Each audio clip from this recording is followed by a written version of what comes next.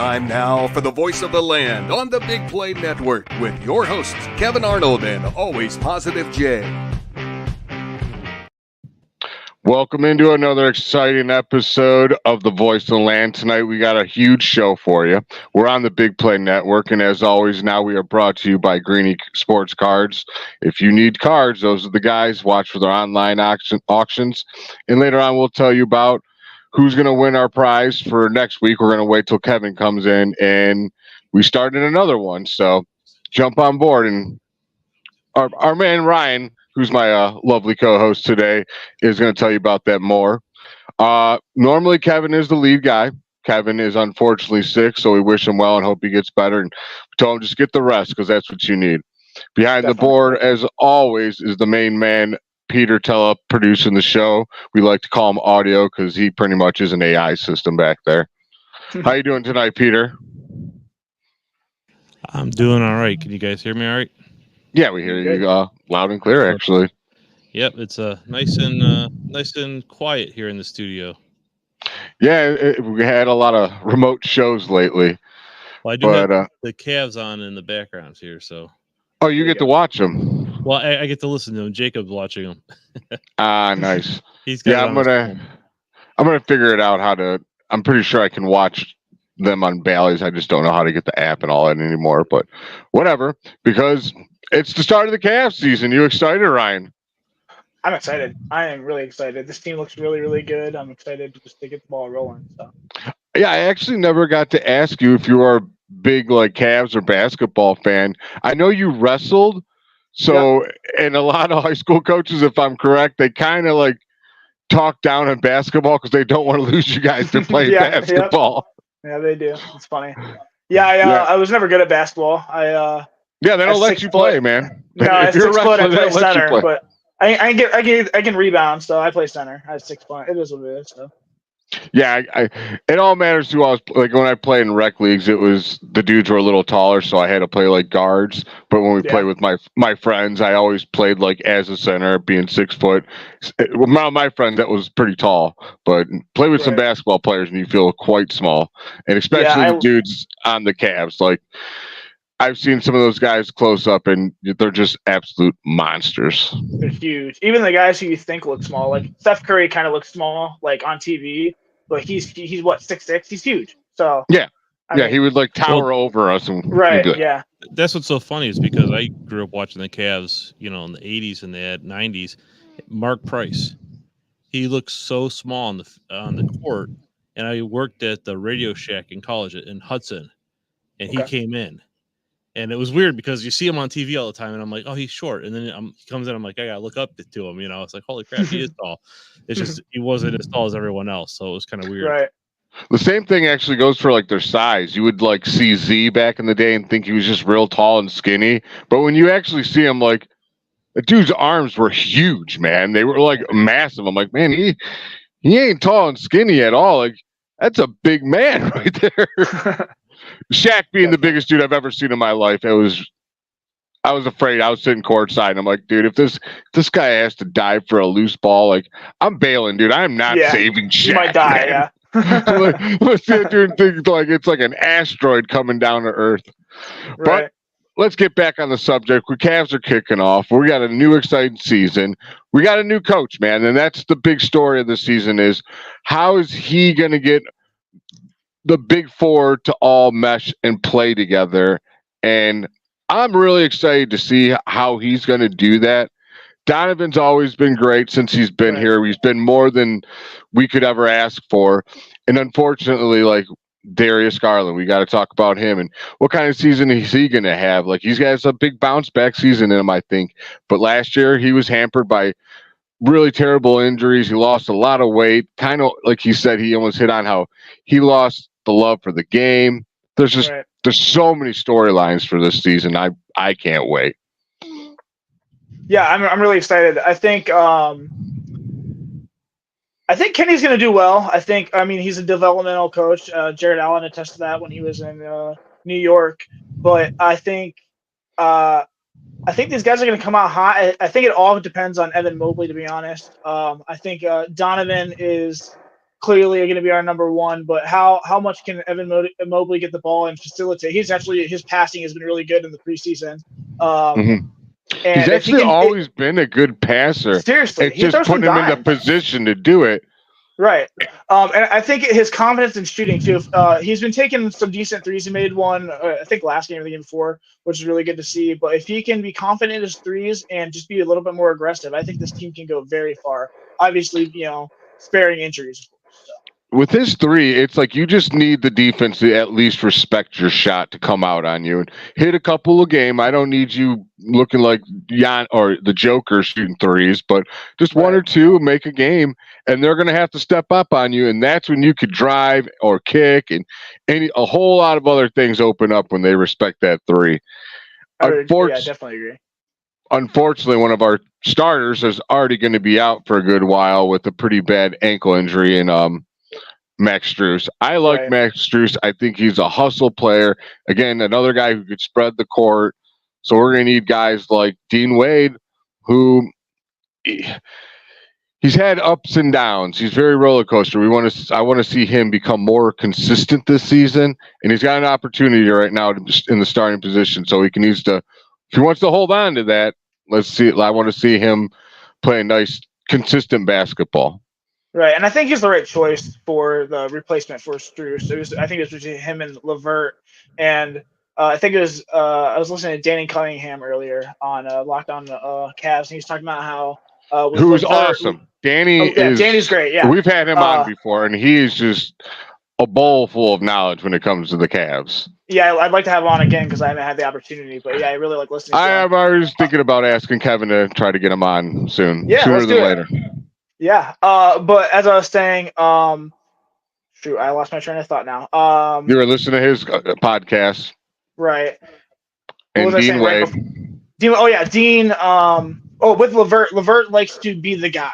And I thought this previously even without that, but LeVert likes to have the ball in his hands. LeVert likes to be the guy, and honestly, LeVert, either you're going to get a really great player or one guy who is off his game. So he's specifically last year asked to come off the bench, and I thought that was really admirable because instead of trying to be the third or fourth option with Mobley and Donovan and Garland starting, he can now be that guy who can help facilitate. So I think this really he was the sixth man effort.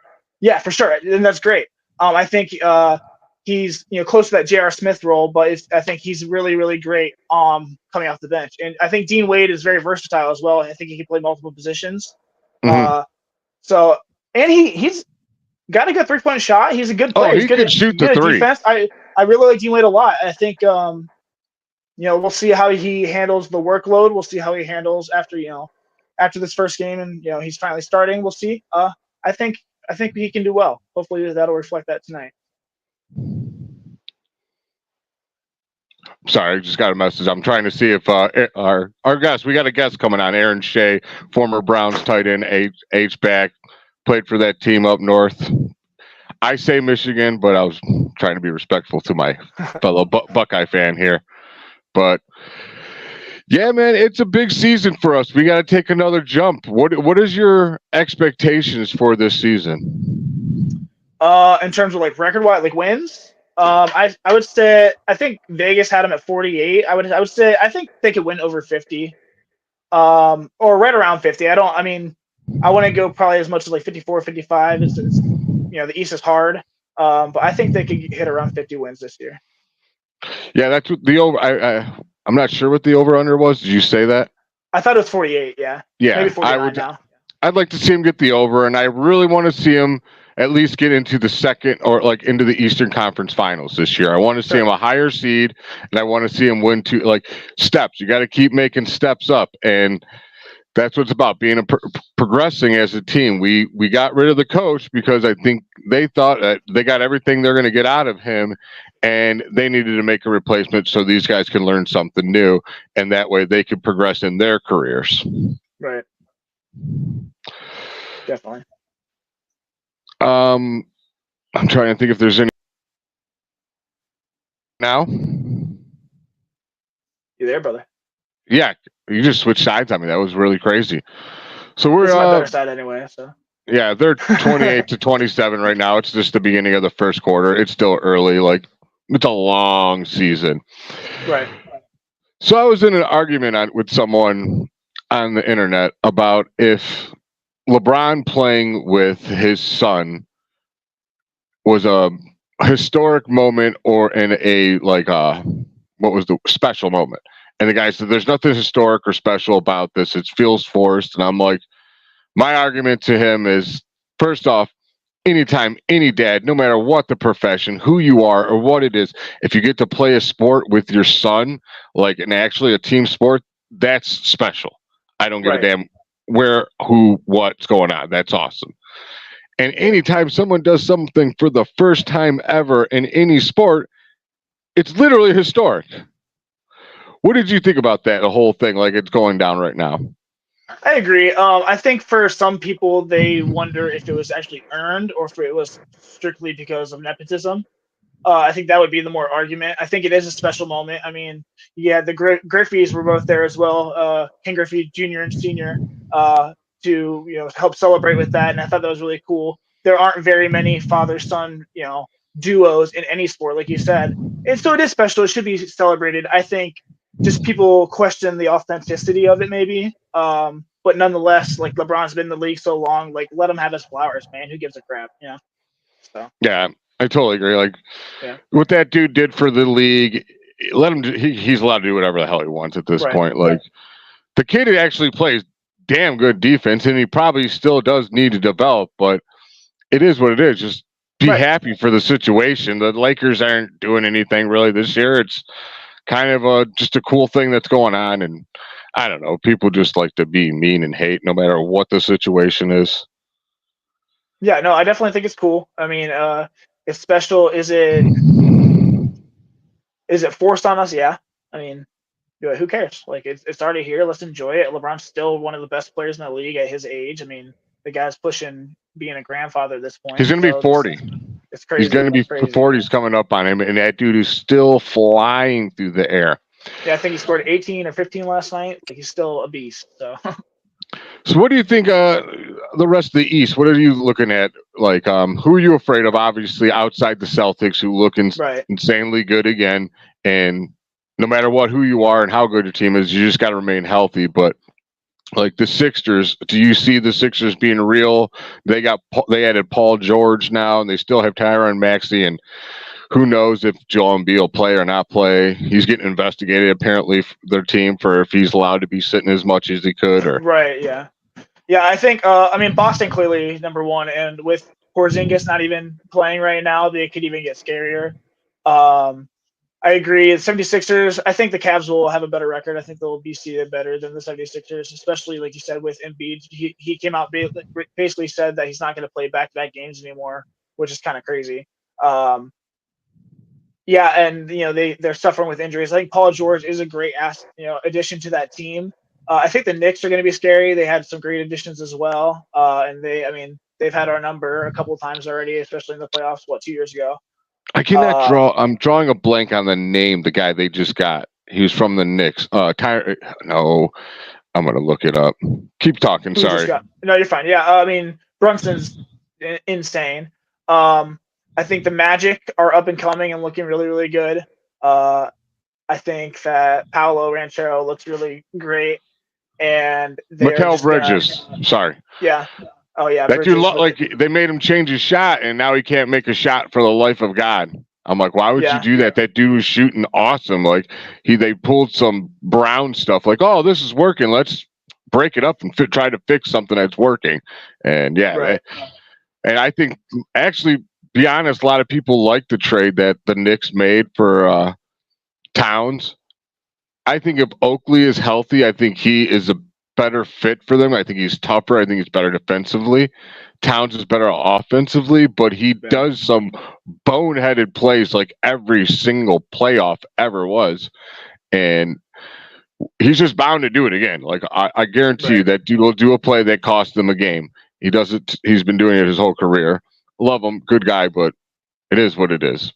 And losing, and I'm drawing another like DiVincenzo, the other Villanova kid. I thought that was a big loss. Like that kid could when he gets hot, he's like red hot from outside, and he scared the crap out of me out of the playoffs. So I'm glad they made that trade. Yeah, I mean, we'll see. They still look scary to me. I don't know. And the last team I would say probably would be obviously the Bucks. So they have Giannis, who probably is the single best player in the NBA at this point right now. Well, I mean, debated. That's obviously a debate for another time. He just said the guy from the Boston Celtics. Why can I not think of anybody's name? Jaylen Brown, Jason Tatum. Yeah, Jaylen Brown. He said Jaylen Brown's the best player in the NBA right now, and that was coming from Antetokounmpo. I mean, he didn't even make the Olympic team, so I think he was sticking up for him because he should have made that Olympic team, though. Should have, would have. I mean, Tatum sat on the bench too, so I mean, I get it's the old guys. You know, it's probably their last Olympics, so you got to do your dues. But nonetheless, like Tatum, he didn't play, so I don't know. I would say Giannis personally is the best player in the NBA. With the Bucks, Lillard, we'll see how they mesh.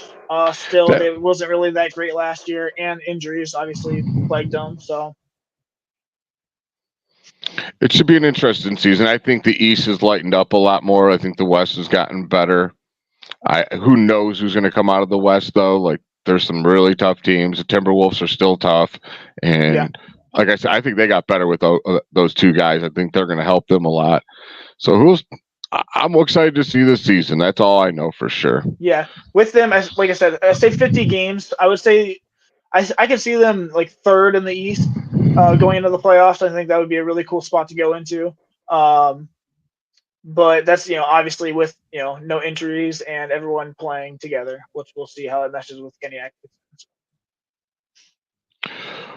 So this weekend, there was a horrible loss. And then a bunch of stuff happened that everyone is talking about. And that's kind of the reason I wanted the guest we have on today, Aaron Shea, to come on and speak about when it happened to Tim Couch. What are your thoughts on the whole, or your synopsis on this whole booing, cheering Watson and whatnot? I'll tell you what I think after I listen. You go first, bud. I think it was all blown out of proportion. Big time. I was there. I was in section 515. There was one guy that literally, once he found out that he was hurt, like they booed him because they thought he just fell at first. Like that was like, oh, come on. And then I was like, oh, guys, he's really hurt. And some dude's like, oh, good, he's hurt. And I turned around. I just said, dude, no, man, don't do that. We don't root for anybody to get hurt. Our team, their team, I don't care who it is. You don't root for anybody to get hurt for what your reasons are. If it's because of what his allegations are, which I don't believe people, when they did do that, was because that. They did it because he wasn't playing good. The same reason they booed Tim Couch back then, or cheered, or however what happened. I think it's wrong. You shouldn't do it. But I also think that villainizing the fans is also wrong. And I think that most of them weren't doing it. I'm saying 90% of the fans weren't doing it. And that's another thing, is there's a whole bunch of Bengals fans there. Like it was a mixed crowd, almost 50-50. So that changes things. But them saying how the Browns fans are terrible, like, no, most of them weren't. And the thing no one's talking about is when he was put on the cart and how we traditionally do any player, we clap for him, like good luck getting back together, getting healthy. That was the loudest thing that happened. But no one brought that up, and I that kind of bothered me. Yeah. So I think that. All right, let me start off by saying that when the Browns traded for Deshaun Watson, they guaranteed his contract, $230 million. This whole season, and actually, I was saying it since last season. I was saying that this was going to happen. Unfortunately, I've been saying it to you on a couple podcasts now about how I think that Stefanski got lucky with Flacco, and Flacco carried him into the extension. I think that going into preseason, we knew that Watson wasn't good, so that's why he didn't play him in the preseason. I think that once he continued to play him, once he was historically bad, what other option do Browns fans have? The only other option of possibly getting a new quarterback when your head coach doesn't want another quarterback or isn't allowing another quarterback to be in the game is an injury. Now, I'm not saying I'm rooting for him that he was hurt. I'm not saying that the pain. I wasn't cheering. No one. I don't think many people were cheering that he was hurt in pain. I think that at that moment there is the opportunity to end an era that was forced upon Browns fans that no one wanted in the first place, or maybe the majority didn't want. We didn't want to be in this giant cloud of allegations, and obviously Watson not playing well was a huge part of it. But what else do you want Browns fans to do when you have no other option than to not root for the injury, but have an injury happen for there to be any sort of change? I think that the players coming out, Greg Newsome, like, what the hell are you talking about, bro? Like, I'm sorry, respectfully, like, you can't cover anybody on the field, and you're coming out here talking trash about Browns fans. Here's the thing. The one thing he did different, if you notice how he worded it, he didn't say the Browns, like, he was kind of singling out the people that did cheer for him to get booed, not all Browns fans. If you look at how he worded it, I don't know if you meant it that way. He said, hey, man, if you cheer for a guy being injured, you need to look yourself in the mirror. That's bullshit. Be better. I agree if you're cheering for the man to be injured. That's what I'm saying. Like, what he said right. wasn't wrong. Like, he didn't, like, what I thought, like, Jameis Winston said was, like, a little bit over the top. Sure, and I agree. When you're not playing good, maybe just shut the hell up and let someone who's actually, you know, like a leader on that team say something. But at the same time, his emotions are high. Like, if you think we get mad when they lose, imagine how they feel when they lose. But then that happened, and then they don't know the clarity of what's going on and really either. I'm just trying to be fair. I like play devil's advocate. I understand that, but go home and cry in your mansion. I don't care. I have $300 in my bank account. You have millions, all right? You're there to do a job, and the job wasn't done. We had no other option. Respectfully, I hope he comes back. I hope he does well. I don't think he's going to play for the Browns ever again, Deshaun Watson. And personally, I hope he doesn't, because I think he was subpar, and I don't think he deserves to be on our team. I think it was the worst trade in sports history, and I'm not exaggerating. I think not for Browns, in sports history, this was the worst trade. $230 million guaranteed for a guy that went out there and took a dump on the field every single week, and now is not going to be on our team. Great job, Andrew Berry. Great job, Stefanski. You guys did it. Like we're 1-6. This is bullcrap. Like, don't worry about the fans being pissed off because you guys suck. How about you go out there and play better? Like, sorry, I'm pissed off right now. No, I'm enjoying. I'm just like, just let him go. Just let him go. I'm not being disrespectful to Deshaun Watson. I hope he comes back. Yes, that, like, when I saw that man crying, I felt that. Like, I've been in defeat in sports. I played college football, G2. I'm not talking about any of that. But, like, I can understand. I've had season-ending injuries. I can understand where he's coming from.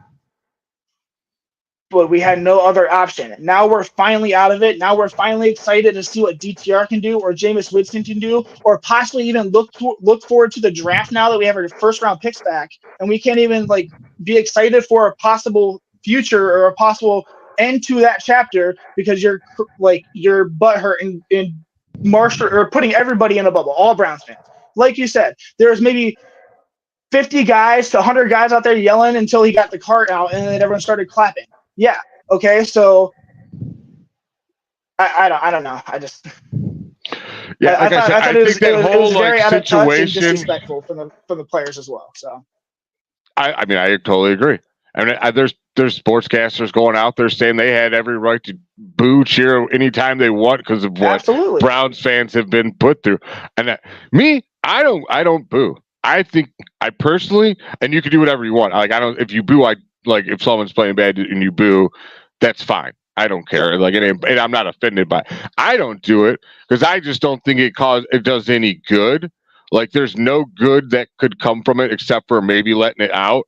But as in on the field, does it help at all? No. Can it hurt? I think it can hurt. That's why I don't.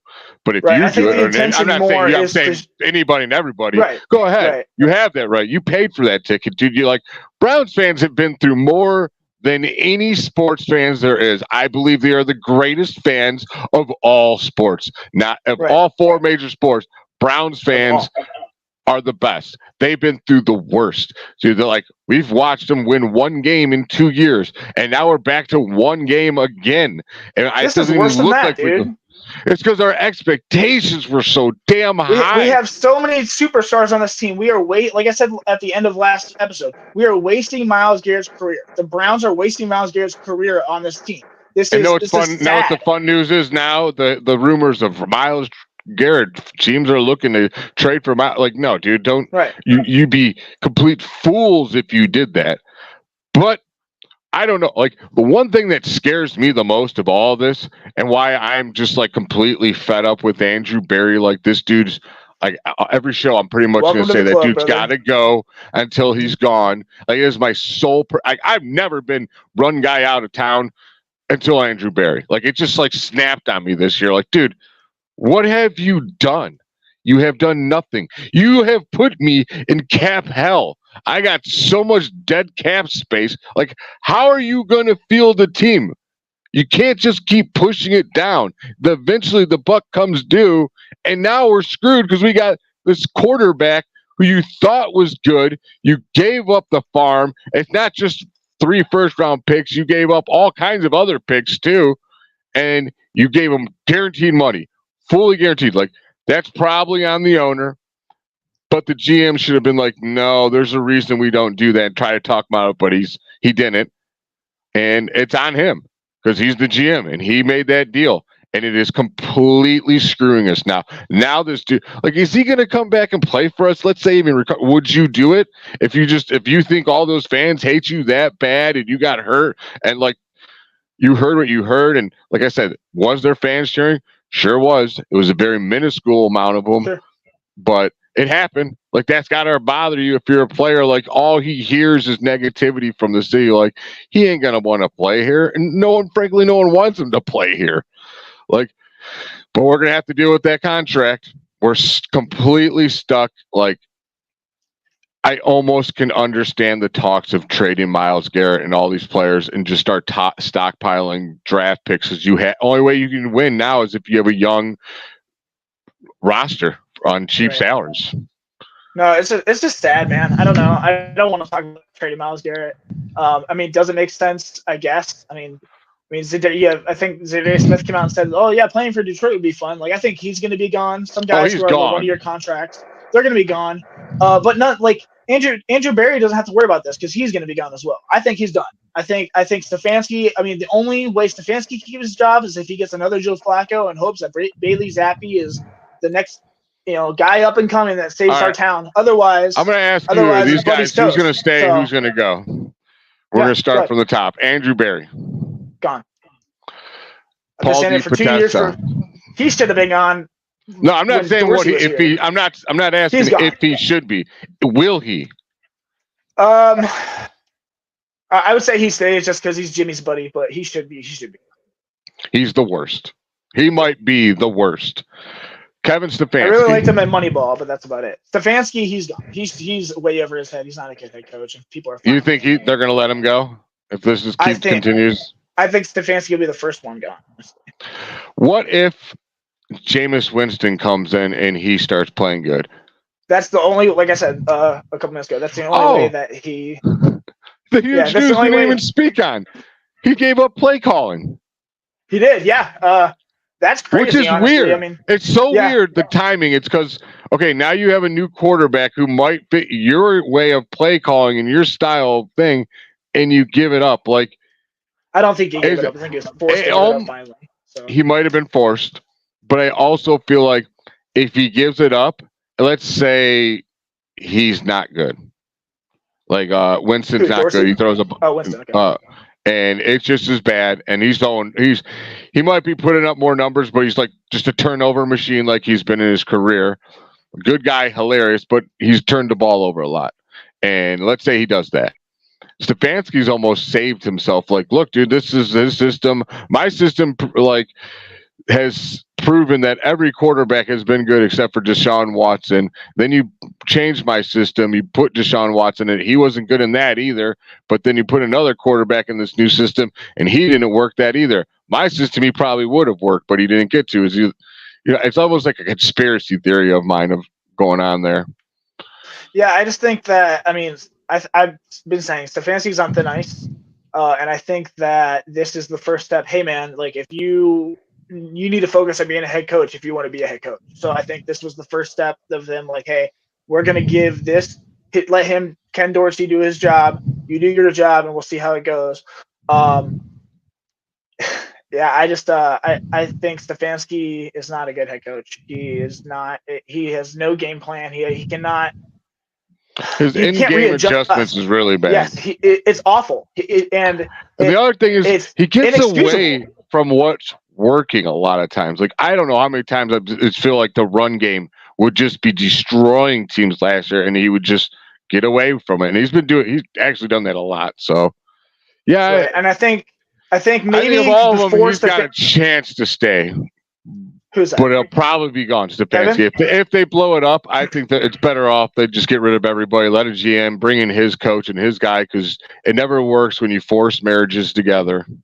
Yeah, I can see as soon as next week, if they start blowing up, I think first guy will go is probably Dickerson as the offensive line coach. Now he's just been the wrong hire to begin with. He sucks. Our offensive line sucks. Go ahead. Is the replacement coach on the team right now? I don't know. There's two guys that could do it. Who's that? You got Rabel and Schwartz. Both have done it. Yeah. Both for offensive line, you're saying? No, I'm just saying Rabel. Oh, for head coach. Rabel would be an interesting one. One, he's been here. He sees what's going on. So he might not be saying it, but I guarantee you he's watching and being like, man, these dudes are not practicing hard at all. Like, he's got things that he's mentally writing down, like, I would do it this way. I would have did it this way. So he knows beforehand, like, he's got like an awesome scouting on this team if he were to be named head coach. But from what I've heard, he hasn't really been around as much as fans have thought. I think they were saying this is the first week that they've seen him on the sidelines, and you seem, here and there, players have said he comes and goes, but he's not really like there all the time. He was there for most, like, the entire training camp, though. But now I'm saying. And that's where everything's, that's how your team's established in training camp and how you work and what kind of culture. That's where it all begins. Because if you train harder than the games become easier to you. And it's like these guys, I just don't feel like they're training as hard as they should be. Like, I think they're kind of soft on the players now, especially this group. I think Vrabel's waiting. I think to be honest, I think he's waiting what Ohio State's going to do this year. I think if they win the national championship, Ryan Day is going to stay. But we'll see how they do. If he doesn't win big games, Ryan Day is going to be gone regardless of how far he goes. And he better beat Michigan this year. He's going to be gone. I think Vrabel's secretly waiting for that. I just have a suspicion he wants to go back to Ohio State, and I think that would be mutually exclusive if Day is gone. My dark horse for the Browns, I don't know if he would do it. He's kind of old now, but I think Bill Belichick coming back to the Browns would be crazy awesome. Unfinished business. Yeah, I think he's used to stars on defense. I mean, Lawrence Taylor. I mean, put Myles Garrett in position. And he gets to pick a quarterback. Right, yeah. And we'll see. I mean, I don't know. I'm not rooting for anyone to lose. I mean, honestly, I kind of am. I'm over Stefanski. Real. Well, I am. I've been over Stefanski. I wish the man well. I hope he succeeds. He might be head coach elsewhere. He's 2-time, coach of the year. I think, but I just think he's been. Sorry, you got a text. No, go ahead. Keep talking. I'm listening still. You're good. I lost my train of thought. Reading that text from Peter. Hey, Peter, what's up? Vrabel, Belichick. You're good. No, I just. We're trying to get our guest in. That's all. Yeah. I think Belichick would be. I think Belichick would be a secret dark horse. That'd be really cool to have him come lead this team. To be honest. Oh, I was rooting for Stefanski to be fired. That's what I was saying. Yeah, I know. You're thinking Belichick back in Cleveland. I mean, I think that would be a cool dark horse coach back in Cleveland. Yeah. What about you, Peter? I think Vrabel's a very interesting idea there. I think you're right, though. He's probably also. What do you need me to tell him? Oh, I emailed all of you guys the link for StreamYard. Oh, he says he thinks he's here. FYI, is he in there? He's in the Zoom. He's not in StreamYard. How do I he's get in the him there? wrong link. He went to the wrong link because originally we were gonna do Zoom because we were gonna do in studio. Yeah, so tell him to leave Zoom, go into StreamYard. He All sent right. 2 different links. What were you saying, Peter? I sent him the link in the chat in Zoom as well. No, I was thinking what Jay said was interesting about Vrabel with Ohio State. No, that was me. Yeah. Oh, I'm sorry, you said that. Because that's interesting. That's a really interesting point. I wasn't really thinking about that because I thought Vrabel would be an interesting choice to take over. I think Stefanski. I think you're right. It's the case of he game plans a really good first drive. Yep. And there are 0 in-game adjustments. And if we don't score, I mean, how many games did we score on the first possession? And that was pretty much all of the offensive scoring for the game. It seems like it probably wasn't that many games, but thinking back, it feels like it was a lot of them. Historically, that's just his MO. So yeah, so the Belichick thing, that's an interesting thing. It would be interesting to see him come back and see what he could do with this team again. I mean, I liked it when he was here before. I mean, what we had, who was it? We had Belichick and Saban. Yeah, together. Coaches, yeah. coaches Crazy, crazy. 2 of the best, that was the best coaches ever. They didn't do as much here, but they sure had success. That's one thing I really hate about being a Cleveland fan is we get good players with a lot of potential, and they end up going somewhere else and being, stellar. I mean, Baker, you gotta love the guy, especially after that video that Jay shared. The Gus Swayze. Oh my God, that was dude. I was like, I had a runny nose because I was laughing and had tears so bad from that video. That was some of the greatest stuff ever. But the thing is with Baker, he did you really, email him a StreamYard link? Yeah, it was on the same email I sent you guys. I'll email it to all 3 of you. You're gonna do it again? No. All right. I'm trying to figure this out. You guys keep talking. It was the email that I sent to you and Ryan that you got into this one. Anyways, no, with Baker, I mean, it was one of those things where I wasn't sure when we first got him. He did well. I think he almost tried too hard, and he played through injuries when he shouldn't have. It's like the thing where he was desperate to win, and he ended up making mistakes. But you saw he went to Carolina, and he didn't do well there. But he's in a place where he's in a system that works for what he's doing, and he's just taken off. And it sucks as a Browns fan that it's like we had that guy. I was watching, I can't remember which clip it was, but they were talking about Baker's one of the elite quarterbacks, one of the best quarterbacks in the NFL right now. And it's like we're stuck with Watson. We had him. Yeah. Yep. So it's a shame. And it's hard to even talk about Baker without being considered a Baker bro or someone making fun of you or saying get over it or whatever. But like we were stripped as fans, we were stripped of something that most of us loved, a guy that we adored, a guy who was charismatic and bold and made plays, made mistakes, maybe shouldn't have played with his bad shoulder, but nonetheless, like he should still be the freaking quarterback of the Browns. I'm pissed off about it. Like it's bullcrap. But there's nothing we can do. I don't think he would be performing the way he's performing now if he was still here. We'll see. I mean, the weapons there with Evans and Godwin are crazy. Oh, got him. There we go. Sorry about that, guys. Oh, no problem, man. We kind of switched it up on you last minute. Terrible with technology, and no, but all good, man. How you guys doing? No, good. That's why I have a producer, because I'm absolutely horrible with technology there you too. Go. That's why I have a wife and kids to help me out with this stuff, man. You know what I mean? It's but yeah, no, we just I wish we had better things to talk about with the Browns and a lot of stuff, but excited to watch the Cavs tonight, and I see y'all repping the Cavs, so much love to the Cavs, my boy Red over there. All right. Well, let me introduce you, man. This is Aaron Shea, former Browns player. Used to play on that team up north. That's how we say it around here. I'm sorry, bro. But it's all good. Like I told you, man, I say Michigan. My dad's entire side of the family is from Michigan. I love the rivalry. My Ohio State fan, hell yeah, I am.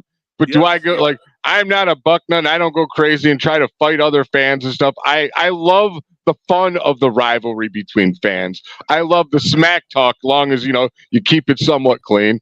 But I'm with you. And once you go to the NFL, I'm sorry. Sorry, go ahead. I was saying, once you go to the NFL, it doesn't matter anyway. Once you're part of our team, is in the NFL, who cares what college team you went to? Regardless. No brainer. Like it was like Darnell Sanders. That's my brother for life. You know what I mean? I didn't know you know him. Huh? He lived in Royalton, I believe.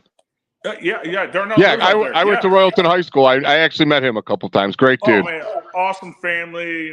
He's got a lot of brothers. His dad, just great family. And but it was kind of funny. So when I get drafted here, it was in 2000. Like we had a good run against Ohio State, and I remember Coach Carr telling me, "You'd be humble in victory," and I was like, "I'm with you, Coach." So and Coach Carr, that's the type of guy he is. And then I said, Coach, man, I don't think there's many Ohio State fans in Cleveland because I just get go blue. Like it was crazy, right? And then all of a sudden it switched, and I was like, what happened to all the Michigan fans? You know what I mean? And I understand where I live, and it is the best rivalry in all sports. And for sure, I feel fortunate to play in that rivalry. And I even say, the Browns, Steelers. I even say the Ravens. Unfortunately, didn't kind of go our way. But we battled. I mean, we had some battles like with the Ravens, and I had a lot of guys that I was friends with the Steelers that I played with at Michigan, like Jeremy Tooman, Larry Foote, and these guys. They were like, "How do you guys beat Baltimore, but then we beat you?" You know what I mean? So it was like kind of funny. Like we'd be exchanging stuff. Like, all right, this is what I see Terrell Suggs do. This is what I see, and we would help each other behind the scenes. Because I think the one thing the Browns and Steelers had, we hated the Ravens, man. We did. I can't stand them.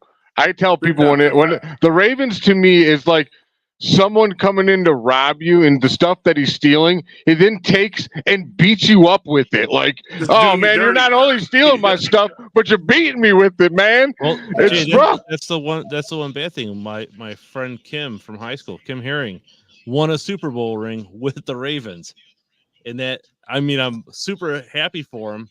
But man, it kills me that it was with that team. Right. No, I'm just waiting for our Brownies to get one, man. Because this city, when you saw what they did with the Cavs, and I just hopefully we turn this around. And we got my boy Tim Couch coming in town. He's honorary captain for the game on Sunday. So is he?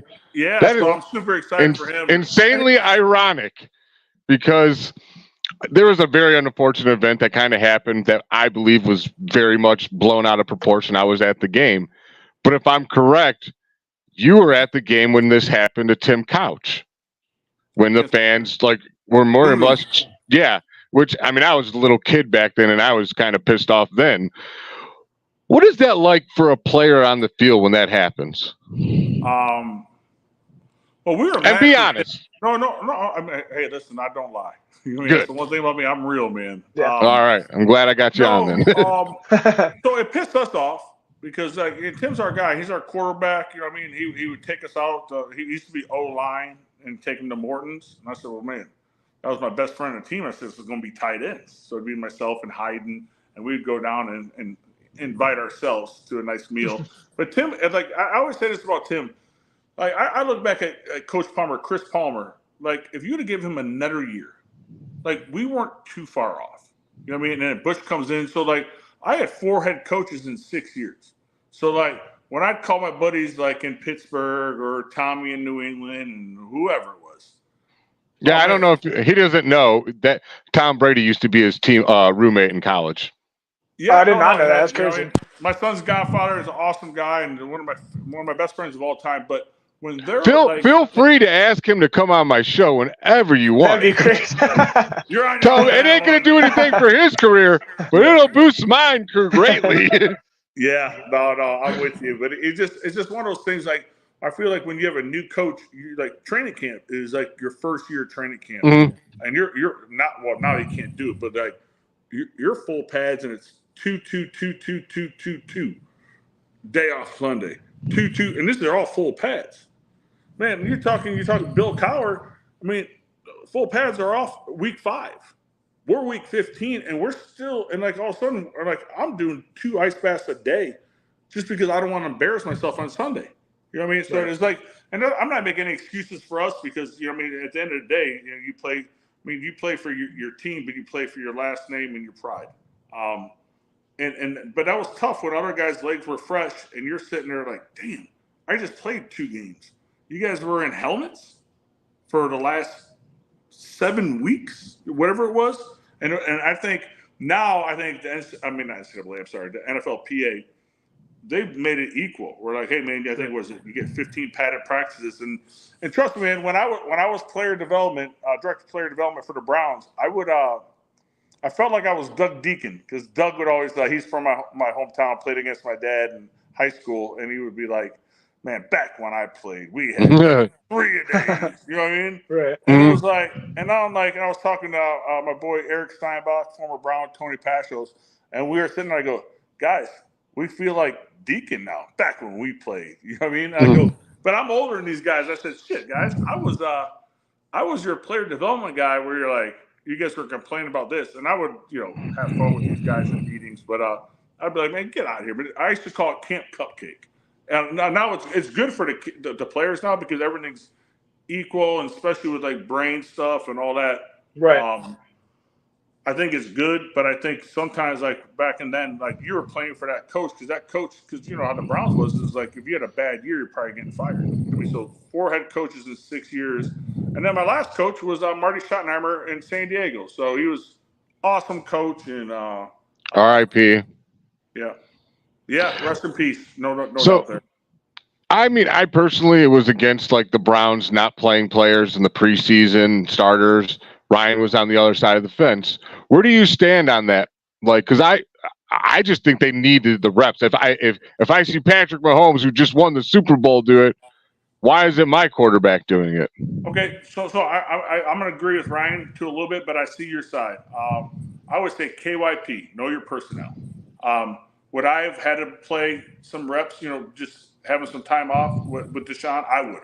You know what I mean? But I'm no longer with them, so it's they know more behind the scenes than we know. But I also think sometimes, like, I hope the NFL and NFLPA, let's just get to it, 18-game schedule, maybe 1 preseason, maybe 2 tops, and just play. Because preseason, no one wants to play.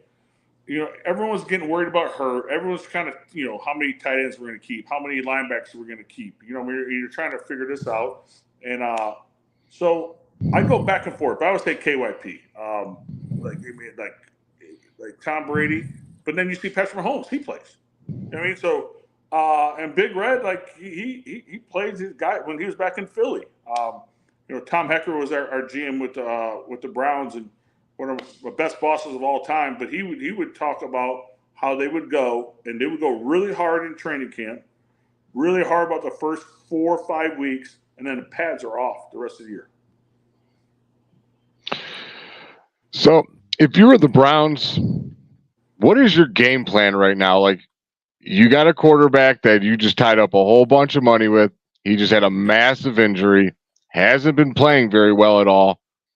Do you draft a QB in this next coming draft? Do you sign a veteran and see what happens when Watson comes back? Browns fans are lost, and we don't know what to do over here. Go offensive line. You know what? That's a good, great question, because the contract. You know what I mean? You're stuck. Yeah, you know what I mean? We're in cap hell. I don't think you can go out and get a free agent quarterback, because it's going to be too expensive. But I tell you what, my son's been working with this kid, Drew Aller from Penn State. I know he is. Man. He played right down the street from my house. Yep. Watch out for him. And great kid, and we work with Coach Brad Mendler. But it was like, I haven't let my son play football yet, and this is a funny story. But we were like sitting there, I'm like, hey, I think my son's a quarterback, but I'm cool with I'm cool with tight end. I like being the dad with the beer in the left hand, and I'm an all-time quarterback. You know what I mean? I was like, but he's throwing the ball back good at me, and I was like, all right. So I reached out to Coach Brad, and so we went and worked him. I go, listen, my son's never played football, but I think he can spin it. And then so we've been working with this guy, and then he works with Drew and a lot of other good quarterbacks around the area. So I saw him, and I was like, man, we need you. You know what I mean? Like, and I'm just thinking big picture, because I'm seeing this kid. I'm like, you're a local kid. And I'm like, you grew up, in Cleveland. Like, what a great thing, because I don't think the Browns can afford I mean, you can manipulate the books. But I mean, unless you can find someone to trade for him, but that's Which like, it's going to be impossible now. Yeah. But like you see, the NBA does that stuff. Well, we'll Yeah. find a third team, but the You NFL doesn't need work that almost way. do a Brock Osweiler trade where you're giving up a second round pick to trade this player for so and so, like just Or to even get a him off. first round pick, and I don't know if we can afford that. You know what I mean? So, but I I'm can't I do don't it, think man. anyone's going to do it I anyway. am dying for a first round pick. Don't say that to me. No, I don't, because our first round pick may be high. Yeah, Yeah. it might be the first. And then, Wow, but then you got so I know Coach Prime a little bit. You know, he said he's got a handful of teams he's going to let his son play for. Yeah, I don't think he'd let him play here. That's what the I don't kids at think my everyone work should were do it saying. anyway. Yeah. No, No. We've had these charismatic quarterbacks. You know, we've had plenty of them. They usually don't work out. I think we just need to go get someone who's tall, who can sling it in the pocket, and can complete the pass. So. Well, you just look at Joe Flacco too, and listen. I know it's hard, like, and I'm not saying that, like, you know, so Joe Flacco. I mean, no one wanted the guy. He comes in, balls out, and then you kind of let him go because, like, I always say, like, and the players know, man. The NFL is like, it's politics. Like, hey, this guy's a first round pick. I'm a 7th round pick. I'm an undrafted guy. They're going to give this guy every opportunity to play. Right. You know what I mean? So. No, you That's know why Jed Wills is still on our team. What's that? I said that's why Jed Wills is still on our team. I try and be player friendly, but no, I'm not. but you know what? Hey, but listen, man, I'm with the Browns. Like frustration and all that stuff, and no, I'm actually I'm wearing my Browns jersey or Browns T-shirt tonight. Nice. Yeah, no, but it just yeah, I don't know, man. Like we're actually, like I said, we're going down to see Tim do it this weekend. I haven't been down to a game all year. We were torn between, as you call it, the great team up north, something like that, right? No. Yeah, something like that. No, definitely not. Yeah, no. But, gotta wash my mouth out with soap. But it was Michigan State, and then when Couchy called me, he's like, "Hey, listen, man, I'm coming in for this." I was like, "Man, we're gonna stay." So, you know, because Michigan right now is not doing well. I mean, I know the Browns aren't doing well, but, I mean, you know, hopefully, I think the Browns defense, if you come together, you could put some stuff together. You know what I mean? I think our O-line, once we're all healthy, Nick Chubb coming back after 1 week, if there's a person that doesn't like Nick Chubb as a person or a player, man, shame on you. I mean, that guy is – I've never met him, but I just – everything you see about him, he's just a guy you want to root for. All right. You don't have to tell the story, but you told it to me when we met. Can you tell the story of your evaluation of Johnny Manziel? If you can't say it because it just you can't, no, I understand. I just think, well, I because you know he went through some stuff, so I just think that there was some stuff out there that I mean, it came to fruition. You know what I'm saying? Like it was one of those things where it's like, all right, man. I mean, like, but listen, imagine that fame, and you're what 18, 19 years old, and now all of a sudden you're Johnny Football, and you're getting like you yeah. I tell people this all the time. You don't know what's going on in someone's mind unless you were able to walk 1,000 feet in their shoes. Like, I've grown up, unfortunately, in a drug-riddled family. I've lost my little brother to drugs. It sucks. Like, it's terrible. It's a horrible thing. Fortunately, he's turned it around, and it looks like he's on the right path. I'm unbelievably grateful that he's on the right path. Yeah. But you also see a thing with Ryan Leaf. I mean, like we played against him in the Rose Bowl, and you kind of saw the Ryan kind of like, hey, listen, man, you're cocky, you're young, like you got the world. You know what I mean? Where it's all, and I think that's where you need like a good like support system. You know what I mean? Where, and I'm not saying with like even my kids or anyone's like, you know, I mean, like you need to be like, you know, humble your kids when they sometimes need to be humbled. And when I played, I needed to be humbled at times. Then there's times I needed, you know, kicking ass. And I think you just need a good like structure around you, and then you put it all together in the field. Because there's gonna be good games and bad games. It's like I always tell my son this, man, no one's ever played perfect, but you can't sit there and hide from your mistakes. You know what I mean? And I think sometimes, not just with the Browns, but all NFL teams. we draft this guy in the first round. We're going to give this guy every opportunity, even though we screwed that other guy out. You know what I mean? We're like he deserved those reps and didn't get them, and then you cut him. And I just with him. What we had Andre not on, and we were talking about Jose Ramirez and exactly how we met. And he was talking about how Jose, when you give someone like Jose more money, it's just going to make him a better person. Yep. But if you got bad tendencies and you're like not in a good place where you should be, it feels like a good place. Feels so good, you don't even realize how horrible of a place you are in.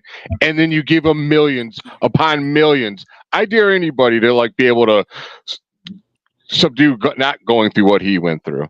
Well, Johnny came from money too, didn't he? So he came from money and already had the swag, then he became Johnny Football. So once you're on that high, you already have the means of assets to, basically buy whatever you want. No one can tell him wrong. Any woman you want. Exactly. So you come in here with that mentality and mature. When you are a personality and the stature of player he was in Texas, anybody ever tell him he was bad or at anything?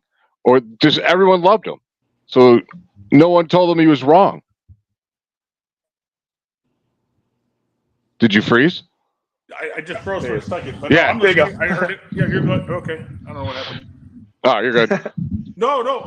But you say what Dre was saying about with Jose. Like, I used to get annoyed with Tommy Brady. Like, because, him and Peyton had those battles. And you always take less money. I'm like, you just won a Super Bowl. You just won another one. And he was like, and he used to joke around and say, what's the difference between now 20 and 22 million? You're never going to spend it. Now you got Dak Prescott making 60 million. You know what I mean? Where where does it end? You know what I mean? Like, you look at CJ Stroud. Are you going to be the first $100 million quarterback? I don't know. You know what I mean? Like, you look, he's on a rookie deal. But Jose, man, like, just what a year for the Tribe this year. And, like, we went down to some of the games this year. And, that was a great season. Yeah. True. That was an awesome season. Then, like, unbelievable. But how about the game? I mean, the Yankees payroll is like two of our guys. You know what I mean? Like, I'm sorry, it's triple our payroll, pretty much. Yeah. Yeah, and as so I just want that for Browns fans, where like you could have like I feel like we're so close sometimes, and but it goes to, I mean, let's be real, man. Bill Belichick. You show me a great coach, I'll show you a great quarterback. I'm sorry. You know what I'm saying. I'm sorry. If I show you. That's the guy I want. I want Bill Belichick or Rabel. Please, I'll take either of them. Yeah. I think they're both highly disciplined people. Yeah. So Rabel's in the building. You know what I mean? But I still think Stefanski, he was coach of the year, last year?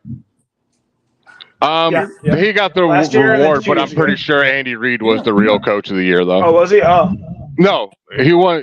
To me, that's like coach of the year usually isn't the real coach of the year. It's a great award, and he had it for what he did. But the real coach of the year is Andy Reid. He won the Super Bowl.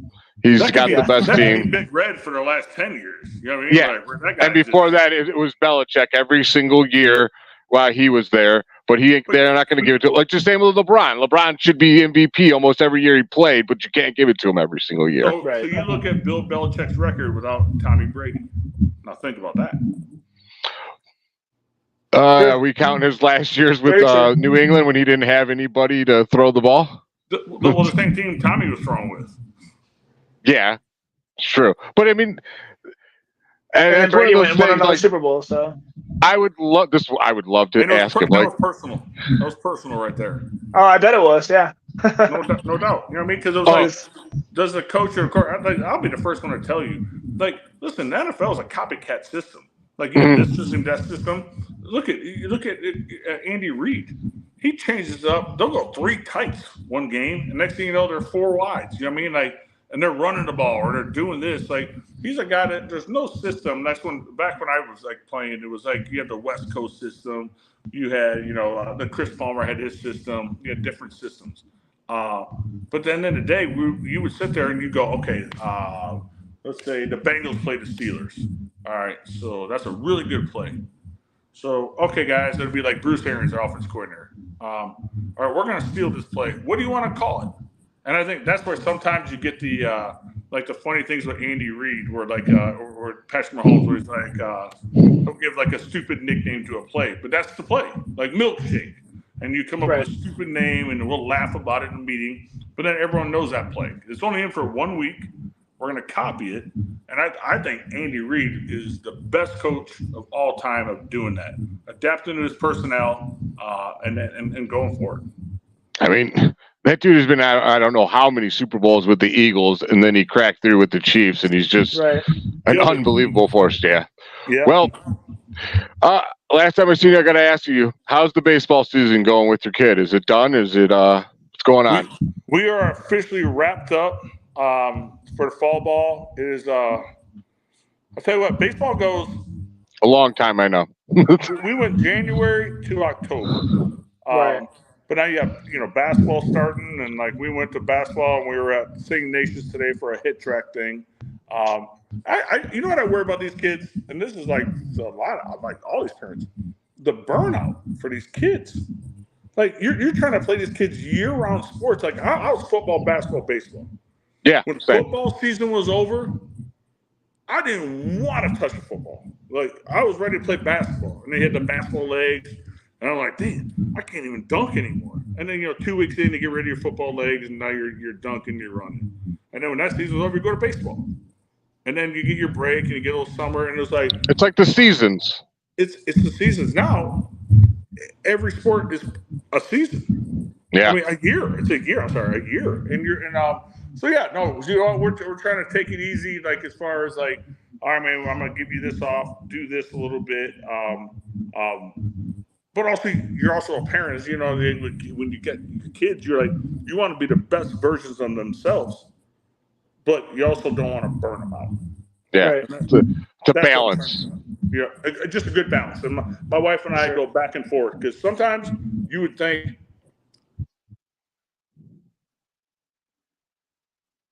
him too much, and then my son would be like, "Oh, Mom, why'd you do that?" And then, and then we're up at 5:30 before school. Like, we're going to do something. You know what I mean? So, but, when y'all have kids, your goal is for your son or daughter to be better than you. I mean, that's a parent's dream. I mean, that's my dream. I mean, so that's what we work for. Well, we'll get that young Shea on the Browns, too, or the Cavs. The Buckeyes. Or the Guardians. I don't think that's going to happen. Hey, well, what's crazy though? So my daughter went to North Carolina for volleyball, and in 8th grade she was offered by Ohio State, and this was she's still playing in North Carolina, right? She's still playing in North Carolina, but she's playing against my cousin at Penn State right now.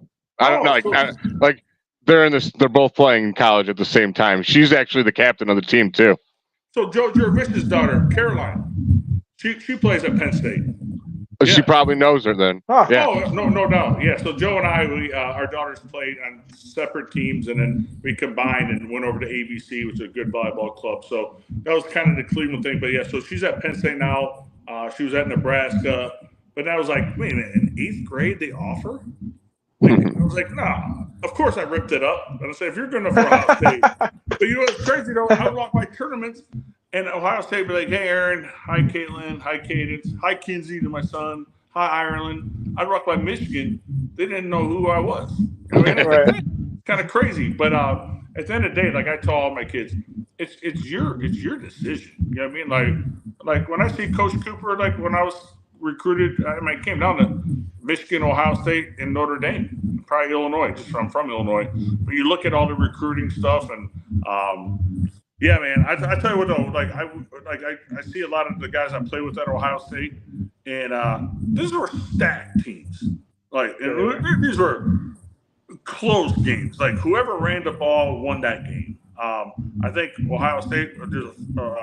There was not a few years. There was probably about 10 years that it wasn't close. I mean, now these games later are close, and that's what I want for the Michigan-Ohio State rivalry. Like, I don't need it here. I mean, I know we always wanted to be here, but it's good to have a little bit of this, and then but yeah, man, we were debating going to that the Michigan-Ohio State game this year in Columbus, and I said, you know what?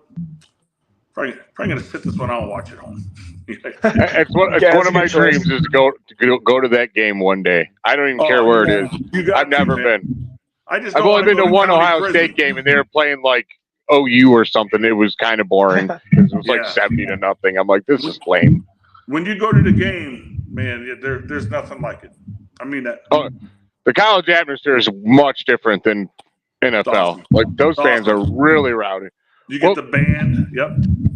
Well, thank you so much for your time and coming on, and you're more than welcome to come on anytime you want. You have any Absolutely. plugs or anything you want to put out there? Or? No, you know what? Hey, you know what? So remember the great Jason Brooks? Actually, if I just saw this, so Sweet Pork Wilson's. I just went there today. It's on West 117th. It's the best barbecue in Cleveland. And, nice. Check it out. He was a guy. Say it again. Michigan, but he's So Jason Brooks plays Sweet Pork Wilson's. I'll show you the bottle again. I actually took this from him. There we go. Nice. But yeah, no. So no, we were just talking. I said I was gonna. He wanted to watch the Cavs game. I said, man, I'm gonna go do this interview real quick. And he was like, hey, man, got this bottle for you. So, but it's really good. If y'all like barbecue, it's really good. And he's a Cleveland kid. Awesome. Grew up on the East Side. Went to Ignatius. Went to. I love barbecue. I'm gonna check it out. I love barbecue. There you go, guys. All right, man. Wait. Well, hey, go Cavs, go Browns. All right, take it easy, man. Thank you very much for coming on. Appreciate you. Anytime. See you guys. Have a good night. Well, another awesome interview, my friend. Another awesome interview. That was awesome. Yeah, That was really cool. Yeah, I mean, when I met him, I was like, he's going to be good. He's high energy. I like his style. Like, he's fun, dude. But before we jump off, I did want to give you the chance to plug our big giveaway. We kind of relaunched another one. Yeah. So we are actually delaying the Myles Garrett cards until next week when Kevin's here. We want to announce it when Kevin's obviously on the show. But we have another one also going on right now. We are giving away 5 Nick Chubb cards from Greeny Sports Cards. They graciously provided those. Are they all rookies too? Actually, I don't know. I know a bunch of them are rookies. I know there was one college one as well, which is really cool. But no purchase necessary. All you have to do is just go on our tweet or Twitter. It's tagged and pinned on our Twitter page. Go on there, follow the rules, and then you can be entered to win. There's some really, really cool giveaways coming in the future as well. This is just the tip of the iceberg. We're going to be doing this for months. Just be sure to it's really simple. Just do a like and retweet. If you want to drop some followers on our social medias as well as Greenies, that'd be incredible. Also, I just wanted to remind people that Greeny Sports Card is now live every Tuesday night at 7 p.m. on their social media channels. You can join their conversations. They have hobby talk. They have interviews. They have auctions on eBay and whatnot with their auctioneer Alex. You can find all of their social links on greenysportscards.com. We once again want to really thank them. We want to thank Big Play. We want to thank Peter for helping us out and producing this. And I'll let you take it away and finish. Yeah. Oh, thank you, everyone who tuned in. This is the Voice of the Land. I am your host today, Always Positive Jay, signing off. As I always say, don't talk about it, be about it. And Ryan, hit me with your random. The Browns make me sad, man. That's it. Yeah, that's just too spot on. Till next week, we'll see you when we see you. See you guys.